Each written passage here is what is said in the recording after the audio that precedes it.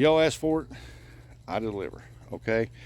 I've got the rod rack in the boat. I've got my holders that I built, put in the boat, and I got a couple Mad Cats on there. Now, I don't have poles in all of them to demonstrate what they're going to look like because I had to do some touch-up, so the paint's still kind of sticky on some of them.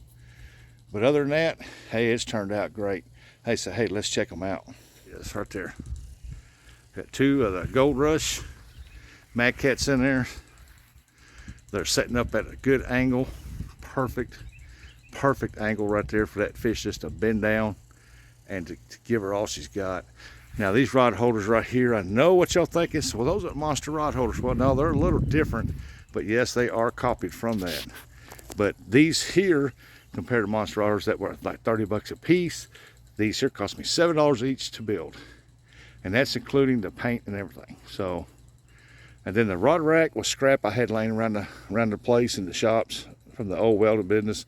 And I just took and built that, throwed it together, built it, and I'm gonna tell you, it's thrown together. But it works for me. Now, I don't know how well this is going to bend or what, but when you got your drag set, and oh yeah, that's gonna work great. But there it is. I mean, it's nothing fancy.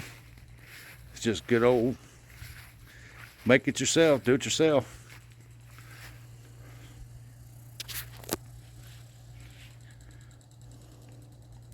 Now this top up here is not spray painted black. This is that plastic dip in the spray with that rubber coating on there.